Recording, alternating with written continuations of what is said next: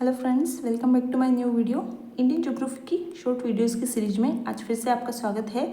और Indian geography के अंदर हमने जो भारतीय कृषि टॉपिक स्टार्ट किया था उसमें इससे पहले हमने 2-3 वीडियो के अंदर बहुत सारी चीज़ें कंप्लीट कर ली थी, जिसमें प्रमुख क्रांतियाँ, प्रमुख कृषि के प्रकार, प्रमुख कृषियों के नाम, ये सारी चीज़ें हमने पहले ही वीडियो के अंदर कंप्लीट कर ली है। उनकी ऋतुओं के हिसाब से कौन कौन सी फसलें बोई जाती है वो सारी चीज़ें हमने पहले की वीडियो के अंदर कर ली है। तो जिससे नहीं देखा है वो जाकर जरूर देखना।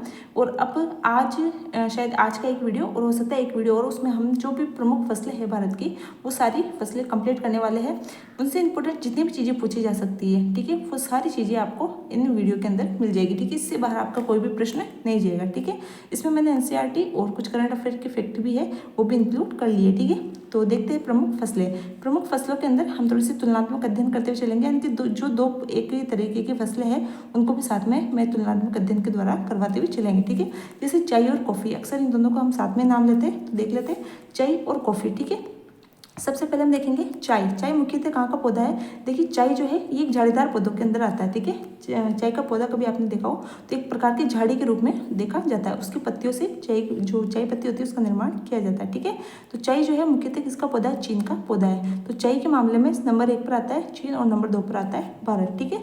और कॉफ़ी जो है ये प्रमुख किसका पौधा है? तो ये प्रमुख इथोपिया जो अफ्रीका के अंदर जो इथोपिया प्रमुख देश है उसका ये पौधा कहा जाता है। अबिसिनिया भी इसको पहले समय में कहा जाता है। तो अबिसिनिया या इथोपिया का प्रमुख पौधा है कॉफ़ी, और चाय किसका? चीन का प्रमुख पौधा है, ठीक है। इसके अलावा 1840 के अंदर सबसे पहली बार जो है चाय की खेती जो है असम के अंदर की गई थी। कब की गई थी? 1840 के अंदर की गई थी, ठीक है।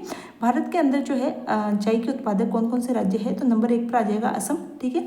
इसके बाद में वेस्ट बंगाल, उसके बाद में तमिलनाडु और केरल, ये इनका क्रम रहने वाला है। सबसे पहले असम में स्टार्ट की थी तो असम को हम सबसे नंबर 1 पर रखेंगे। इसके अलावा पता है आपको वेस्ट बंगाल जो है चाय के लिए बहुत प्रसिद्ध है। दार्जिलिंग जो जगह है वो चाय की खेती के लिए बहुत ज़्यादा प्रसिद्ध है, तो वेस्ट बंगाल नंबर 2 पर। इसके अलावा तमिलनाडु के अंदर आपको पता है नीलगिरी की पहाड़ियों के अंदर एक ऊटी स्थान है, वो भी चाय की खेती के लिए बहुत ज़्यादा प्रसिद्ध है। तो नंबर 3 पर हम तमिलनाडु रखेंगे और नंबर 4 पर केरल। ये प्रमुख चाय उत्पादक राज्य है कहाँ पर? भारत के अंदर, ठीक है। और इसके अलावा वेस्ट बंगाल में प्रसिद्ध जिले हैं दार्जिलिंग है, सिलीगुड़ी है, जलपाईगुड़ी है और कूच बिहार है। ये प्रमुख वेस्ट बंगाल के अंदर चाय की कृषि के लिए प्रमुख जगह है, ठीक है, पूछी जा सकती है। दक्षिण भारत के अंदर नीलगिरी के पर्वत है, अनामलाई की पहाड़ियाँ है, कार्डमम की पहाड़ियाँ, ये सारी मैंने आपको बताई थी पहाड़ियाँ। ये सभी चाय की जो खेती है उसके लिए प्रसिद्ध है।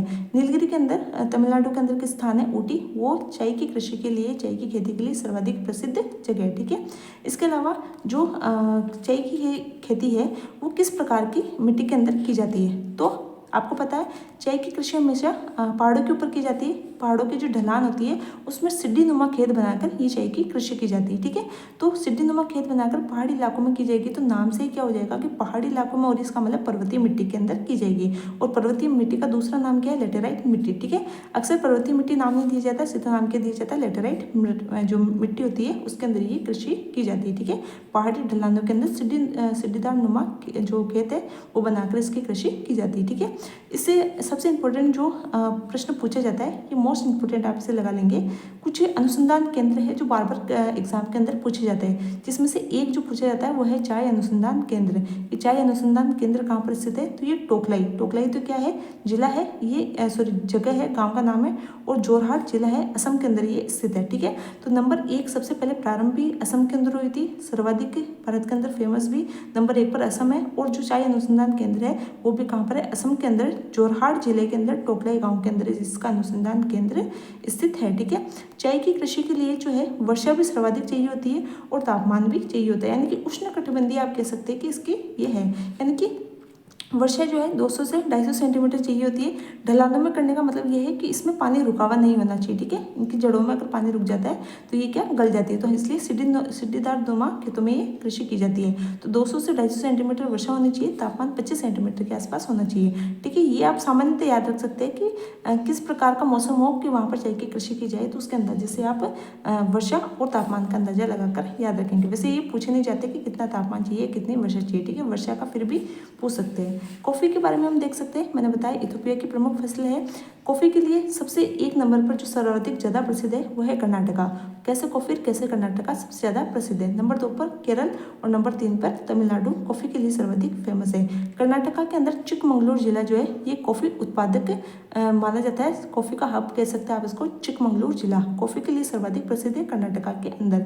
और कॉफ़ी का अनुसंधान केंद्र जो सर्वाधिक फेमस होगा वहीं पर कॉफ़ी का अनुसंधान केंद्र यानी कि चिकमंगलूर में एक जगह है बोलेहन्नूर, ये जो है यहाँ पर कॉफ़ी अनुसंधान केंद्र स्थित है। ठीक है, कॉफ़ी और चाय दोनों ही पर्वतीय क्षेत्रों में की जाती है, तो दोनों के लिए मिट्टी भी सेम ही होगी। पर्वतीय मिट्टी कह लीजिए, लेटेराइट मिट्टी कह लीजिए। ठीक है, वर्षा भी लगभग समान ही होती है, कॉफ़ी के लिए थोड़ी सी कम होती है, चाय के लिए ज़्यादा होती है। तो वहाँ पर 200 से 250 सेंटीमीटर हमने देखी थी, यहाँ पर 150 से 200 सेंटीमीटर वर्षा, और वहाँ पर 25 डिग्री तापमान देखा था, यहाँ पर 20 डिग्री सेल्सियस तापमान होता है। ठीक है, लगभग बराबर है। कॉफ़ी के लिए थोड़ा सा कम और चाय के लिए थोड़ा सा तापमान और वर्षा ज़्यादा चाहिए होगी। ठीक है, किस्में हम देखेंगे, कॉफ़ी की किस्में पूछी जाती है अरेबिका, लिब्रेका और रोबस्टा। नाम आपको याद रह जाएंगे, अरेबिका, लिब्रेका और रोबस्टा। इनमें से भारत के अंदर जो सर्वाधिक उत्पादन की जाती है वो है अरेबिका, ये भी की जाती है, लेकिन जो सर्वाधिक की जाती है वो है अरेबिका प्रकार की कॉफ़ी। तो भारत में कॉफ़ी की किस किस्म का सर्वाधिक उत्पादन किया जाता है वो है अरेबिका कॉफ़ी। तो चाय और कॉफ़ी का याद रखिएगा, कहाँ की प्रमुख फसल है, भारत के अंदर कौन कौन से राज्य सर्वाधिक प्रसिद्ध है, और अनुसंधान केंद्र आप जरूर इनका याद रखेंगे। मिट्टी आपको याद रह जाएगी और तापमान और वर्षा आपको याद रह जाएगी। ठीक है, नेक्स्ट हम देख लेते हैं रबड़। रबड़ के लिए जो है विश्व में सर्वाधिक प्रसिद्ध जो है वो है थाईलैंड, इंडोनेशिया, मलेशिया और भारत। भारत नंबर 4 पर आता है, ये आप याद रखें ना रखें, ये याद रखना है कि भारत के अंदर रबड़ के लिए जो सर्वाधिक फेमस है वो हो जाएगा केरल। ठीक है, सर्वाधिक रबड़ का लगभग 90%, देखिए सर्वाधिक रबड़ कह रही हूँ, इसका मतलब लगभग 90% अकेला केरल जो है रबड़ का उत्पादन करता है। ठीक है, इसलिए मैंने आपको बताए भी थे टायर उद्योग, सर्वाधिक फेमस टायर उद्योग मैंने आपको केरल के अंदर बताया था जब मैंने औद्योगिक प्रदेश पढ़ाए थे। तो मैं हमेशा कहती हूँ कि चीज़ें सब आपस में, अगर ज्योग्राफी पढ़ रहे हो तो आपस में सारी चीज़ें एक दूसरे से जुड़ी हुई है। ठीक है, तो टॉपिक्स आप लगातार देखते रहिए ताकि आपको आगे से जब आगे चीज़ें पढ़ेंगे, जिससे आप देखेंगे ना रबड़, तो आपको याद रहेगा कि हमने औद्योगिक प्रदेश के अंदर केरल के अंदर प्रमुख रबड़ उद्योग और प्रमुख जो नारियल रेशे उद्योग वगैरह देखे थे, और प्रमुख रबड़ उद्योग देखा था, प्रमुख टायर उद्योग हमने कहाँ देखा था, केरल के अंदर देखा था, क्योंकि 90% अकेला उत्पादन कौन करता है, केरल करता है। नंबर 2 पर कर्नाटका, फिर केरल, फिर अंडमान निकोबार और त्रिपुरा। अगर उत्तर पूर्वी राज्यों के अंदर प्रमुख रूप से पूछेंगे कि रबड़ के उत्पादन में उत्तर पूर्वी प्रमुख राज्य कौन सा है, तो त्रिपुरा प्रमुख उत्तर पूर्वी राज्य के अंतर्गत आ जाएगा। ठीक है, अंडमान निकोबार में भी सर्वाधिक रबड़ का उत्पादन किया जाता है। वर्षा की मात्रा वही क्या, उष्णकटिबंधीय क्षेत्र का पौधा है, यानी कि उष्णकटिबंधीय कह दूँ, इसका मतलब कि उसको वर्षा भी ज़्यादा चाहिए और उसको तापमान भी ज़्यादा चाहिए। ठीक है, तो 200 सेंटीमीटर से अधिक वर्षा होनी चाहिए और तेज धूप यानी कि अधिक जो आप कह सकते हैं तापमान की इसको आवश्यकता होती है। रबड़ अनुसंधान केंद्र का है, नंबर 1 पर कौन है, केरल है, तो रबड़ अनुसंधान केंद्र भी क्या होगा, केरल के अंदर होगा। हमने जगह भी पढ़ी थी, कोट्टायम। ठीक है, नेक्स्ट हम देख लेते हैं तंबाकू का पौधा। तंबाकू के जो है पुर्तगालियों के द्वारा प्रथम बार भारत में कहाँ से लाया गया था, पुर्तगालियों के द्वारा लाया गया था भारत के अंदर, और विश्व के अंदर चीन नंबर पर 1 पर है और भारत नंबर 2 पर है तंबाकू के उत्पादन में। ठीक है, जहाँ पर भारत नंबर 1 या 2 पर है वो पौधों में आपको विश्व में स्थिति याद रखनी है। जैसे हमने देखा था चाय के उत्पादन में भारत नंबर 2 पर है, वैसे ही तंबाकू उत्पादन में भी भारत नंबर 2 पर है, नंबर 1 पर कौन है, चीन है। ठीक है, सबसे जो कह सकते हैं प्रसिद्ध जो तंबाकू की जो सबसे प्रसिद्ध जगह है, नंबर 1 पर तो चीन है, लेकिन प्रसिद्ध जगह जो है वो यूएसए का वर्जीनिया प्रांत है, जहाँ पर उत्तम प्रकार की तंबाकू का उत्पादन किया जाता है। एक अलग किस्म की होती है, उत्तम प्रकार की तंबाकू का उत्पादन किया जाता है यूएसए के वर्जीनिया प्रांत के अंदर। ऐसे भी याद रख सकते हैं कि बिल्कुल वर्जित है तंबाकू, क्या है, वर्जित है, यानी कि अच्छी नहीं मानी जाती है, तो आप उसका वर्जित, यानी कि वो तंबाकू हर जगह हम देखते हैं ना, हर जगह लिखा हुआ तंबाकू वर्जित क्षेत्र है, तो तंबाकू क्या है, वर्जित है। तो यूएसए का वर्जीनिया प्रांत जो है उत्तम माना जाता है तंबाकू के अलग प्रकार की किस्म के लिए। ठीक है, इसके अलावा भारत में तंबाकू सर्वाधिक उत्पादन गुजरात के अंदर, इसके अलावा आंध्र प्रदेश और उसके अलावा यूपी के अंदर सर्वाधिक बोया क्या की जाती, खेती की जाती। ठीक है, गुजरात, आंध्र प्रदेश और यूपी के अंदर। मिट्टी कौन सी चाहिए होगी, तो इसके लिए जो है लाल मिट्टी सर्वाधिक उपयुक्त होती है। तो तंबाकू के अंदर सर्वाधिक क्या होती है, मिट्टी कौन सी उपयुक्त होती है, लाल मिट्टी उपयुक्त होती है। ठीक है, तो हम देखते हैं जो तंबाकू खाते हैं, ऐसे याद रखते हैं तंबाकू खाते हैं वो लाल लाल तो उगते रहते हैं। ठीक है, जैसे याद रखेंगे लाल मिट्टी इसके लिए सर्वाधिक उपयुक्त है। ठीक है, वर्षा की मात्रा जो है ज़्यादा वर्षा नहीं चाहिए होती है, 50 सेंटीमीटर तक की भी वर्षा हो तो ठीक है। तापमान जो है 25 सेंटीमीटर तक का चाहिए होता है। ऊंचाई की इंपॉर्टेंट है, याद रखेंगे 1500 सेंटीमीटर तक ही ये पौधा आप उगा सकते हैं, ठीक है। ऊंचाई में 1500 सेंटीमीटर आ रही है, यानी कि क्वेश्चन पूछा गया था कि कितने सेंटीमीटर के बाद में तंबाकू का जो पौधा है वो क्या ग्रो नहीं करता है या फिर मतलब उसकी खेती नहीं की जा सकती। तो वहाँ पर ऑप्शन था 1800 सेंटीमीटर, यानी कि 1500 सेंटीमीटर तक ही इस वर्षे का ये जो पौधा है इसको ये ग्रो कर सकता है 1500 मीटर तक ही, ठीक है। 1800 ऊपर तक ये ग्रो नहीं करता है, ठीक है। तो ऊंचाई आप इसकी याद रखेंगे। इसके अलावा याद रखेंगे अनुसंधान केंद्र, मोस्ट इंपॉर्टेंट है। अभी हाल के एग्जाम में सर्वाधिक अनुसंधान केंद्र जो पूछा गया था तंबाकू का पूछा गया था कि राजमुंदरी जो जिला है वो किसके लिए प्रसिद्ध है, तंबाकू के लिए प्रसिद्ध है। किसका अनुसंधान केंद्र राजमुंदरी के अंदर है, तंबाकू का है। तंबाकू का अनुसंधान केंद्र का है राजमुंदरी, आंध्र प्रदेश के अंदर स्थित है, ठीक है। तो ये इंपॉर्टेंट है, ये आप याद रखेंगे, ठीक है। नंबर 1 पर गुजरात है, नंबर 2 पर आंध्र प्रदेश, लेकिन जो इसका अनुसंधान केंद्र है वो आंध्र प्रदेश के अंदर स्थित है। किसमें देख लीजिए, 2 प्रकार की किस्म होती है। निकोटीन तो होता है, आपको पता है तंबाकू के अंदर क्या पाया जाता है, निकोटीन पाया जाता है, नशीला पदार्थ। तो इसका नाम भी किससे शुरू होगा, निकोटीन से। तो निकोटीन टूबेकम और निकोटीन रस्टिका, ये दोनों इसकी किस्में हैं। और इसमें जो रोग पूछा जाता है वो मोजेक प्रकार का रोग होता है, ठीक है। तो ये आप याद रखेंगे। इसके अलावा हम नेक्स्ट देखते हैं, गन्ना जो होता है, गन्ना चीनी, गन्ने से क्या बनाई जाती है, चीनी। और गन्ने की जो खोई होती है ना उससे कागज़ का निर्माण किया जाता है, ठीक है। तो ये भी आप याद रख सकते हैं कि गन्ने की खोई से किसका निर्माण किया जाता है, कागज़ का निर्माण किया जाता है। विश्व के अंदर प्रमुख गन्ना उत्पादक में भारत प्रथम नंबर पर आएगा, ठीक है। गन्ना उत्पादक के अंदर भारत प्रथम नंबर पर है, नंबर 2 पर ब्राज़ील। और प्रसिद्ध जो है वो क्यूबा है, क्योंकि आपको पता है क्यूबा में सर्वाधिक चीनी का जो है प्रोसेसिंग की जाती है, सर्वाधिक चीनी बनाई जाती है। तो चीनी का कटोरा किसे कहा जाता है, क्यूबा को कहा जाता है। नंबर 1 पर भारत, 2 पर ब्राज़ील। भारत के अंदर कौन कौन से प्रसिद्ध है, तो गन्ने के सर्वाधिक उत्पादन के अंदर नंबर 1 पर यूपी, फिर महाराष्ट्र और फिर तमिलनाडु आएगा। लेकिन अगर आपसे ऐसा पूछा जाए कि भारत के अंदर प्रति हेक्टेयर के हिसाब से सर्वाधिक गन्ना का उत्पादन किया जाता है प्रति हेक्टेयर, तो नंबर 1 पर क्या आ जाएगा, तमिलनाडु आ जाएगा, ठीक है। वैसे नंबर 1 पर क्या आएगा, यूपी, महाराष्ट्र, ठीक है, यूपी और महाराष्ट्र। फिर आएगा इसका गन्ने का अनुसंधान केंद्र कहाँ है, तो गन्ने का अनुसंधान केंद्र जो है कोयम्बटूर, कहाँ पर है, तमिलनाडु के अंदर है, क्योंकि प्रति हेक्टेयर भी सर्वाधिक कहाँ होता है, कोयम्बटूर के अंदर होता है। अनुसंधान केंद्र भी कहाँ है, सर्वाधिक कोयम्बटूर, तमिलनाडु के अंदर स्थित है।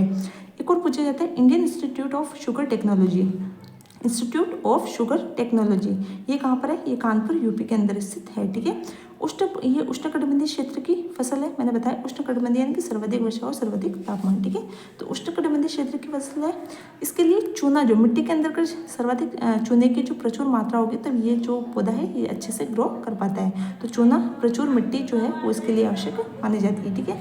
इसके अलावा कपास देख लेते हैं। कपास जो है, कपास की उसकी जो खोई होती है गन्ने की वो तो कागज़ निर्माण में, जबकि कपास की जो खली होती है वो पशु के चारा के रूप में सर्वाधिक प्रयोग में दी जाती है, ठीक है। पूछा जाता है कि पशु चारा के रूप में किसकी जो खली प्रयोग में दी जाती है, तो कपास की खली या कपास के जो बीज होते हैं ना वो उसके प्रमुख चारे के रूप में प्रयोग में लिए जाते हैं, ठीक है। विश्व के अंदर कपास के अंदर भारत का प्रथम स्थान है, गन्ने में भी प्रथम है, कपास में भी प्रथम है। नंबर 2 पर चीन, यूएसए और फिर पाकिस्तान, ये इनका क्रम रहने वाला है। मैंने बताया जहाँ भारत नंबर 1 या 2 पर है वो चीज़ें आपको अच्छे से याद रखनी है, ठीक है। भारत का क्रम विश्व के अंदर, ठीक है। भारत के अंदर हम देखेंगे तो कपास में नंबर 1 पर गुजरात है। भारत का क्या कहा जाता है, मैनचेस्टर या बोस्टन कहा जाता है अहमदाबाद को। तो गुजरात नंबर 1 पर आ जाएगा। नंबर जो क्या कही जाती है सूती वस्त्र राजधानी, कहाँ पर, मुंबई। तो महाराष्ट्र नंबर 2 पर आ जाएगा। और नंबर 3 पर तमिलनाडु, कोयम्बटूर जो है प्रमुख जगह है तमिलनाडु के अंदर। तो ये तीनों जो क्षेत्र है, ये तीनों राज्य जो है कपास के क्षेत्र में प्रमुख माने जाएंगे, ठीक है। मिट्टी के रूप में देखेंगे तो कपास के लिए जो सर्वाधिक उपयुक्त मिट्टी मानी जाती है वो आपको पता है दक्कन का पठार कपास की कृषि के लिए सर्वाधिक प्रमुख पाया जाता है। तो दक्कन के पठार में सर्वाधिक क्या है, काली मिट्टी है, ठीक है। काली मिट्टी सर्वाधिक है। तो काली मिट्टी रेगुर मिट्टी से कह सकते हैं, वर्टिसोल भी से कह सकते हैं, तीनों में से कोई भी नाम दे सकते हैं, इसके लिए प्रमुख मानी जाती है। ये इंपॉर्टेंट प्रश्न आप याद रखेंगे, क्योंकि बहुत कम जो फसलें होती हैं उनकी मिट्टियों के बारे में पूछा जा सकता है। कपास की क्षेत्र जो है इसके लिए मिट्टी का सर्वाधिक इंपॉर्टेंट क्वेश्चन हो जाता है, ठीक है, कि कपास के लिए किस प्रकार की मिट्टी सबसे उपयुक्त है, ये इंपॉर्टेंट प्रश्न आप याद रखेंगे। दक्कन का पठार इसके लिए प्रसिद्ध है। किस्में आप देखेंगे 3 प्रकार की होती है, एक तो छोटे रेशे वाली, बड़े रेशे वाली और एक मालवी किस्में। छोटे रेशे वाले भारतीय होती है, भारतीय जो कपास है उसके रेशे क्या होते हैं, छोटे होते हैं। बड़े रेशे वालों में अमेरिकन प्रकार की एक नरमा किस्म होती है, अमेरिकन किस्म, उसमें बड़े रेशे होते हैं। और एक मालवीय किस्म होती है। ठीक है, वर्षा होती है इसमें 100 सेंटीमीटर से कम वर्षा होनी चाहिए। ठीक है, 100 सेंटीमीटर तक की वर्षा होती है और तापमान जो है इसमें 20 से 25 डिग्री सेल्सियस इसका तापमान होना चाहिए। और जब कपास के जो फूल है वो खिले तब जो आकाश है वो बिल्कुल साफ होना चाहिए। ठीक है, वरना जो कपास होती है वो खराब हो जाती है अगर वर्षा हो या फिर तापमान में नमी हो तो। ठीक है, तो ये कपास से संबंधित प्रमुख जानकारी है। कुछ इंपॉर्टेंट चीज़ें जो हाल ही में करण से संबंधित थी वो मैंने इसमें लिखी है। एक अभी हाल ही के अंदर पूछा गया था कि काली मिर्च की नई किस्म बनाई है किसने? भारतीय मसाला अनुसंधान केंद्र। ये कहाँ पर है? ये कोझिकोड केरल के अंदर स्थित है। ठीक है, भारतीय मसाला अनुसंधान केंद्र। प्रश्न सीधा पूछा जा सकता है कि कहाँ पर है? कोझिकोड केरल के अंदर स्थित है। और इस केंद्र यानी कि इस अनुसंधान केंद्र के द्वारा अभी काली मिर्च की एक नई किस्म का इजाद किया गया है जिसका नाम है IISR चंद्रा। ठीक है, नाम क्या है? IISR चंद्रा। तो ये किस्म का नाम देके पूछ सकते हैं किससे संबंधित है, तो काली मिर्च से संबंधित है। इसका विकास किसने किया है? तो भारतीय मसाला अनुसंधान केंद्र के द्वारा किया गया। कहाँ पर स्थित है? कोझिकोड केरल के अंदर स्थित है। ठीक है, तो ये प्रमुख फसलें कुछ देखी हमने, 6 फसलें हमने आज देखी और कुछ एक और इम्पोर्टेंट फसलें हैं जो भारत के संदर्भ में पूछी जा सकती है, तो वो हम नेक्स्ट वीडियो के अंदर देखेंगे। ठीक है, तब तक के लिए थैंक यू। मिलते हैं फिर नेक्स्ट वीडियो में।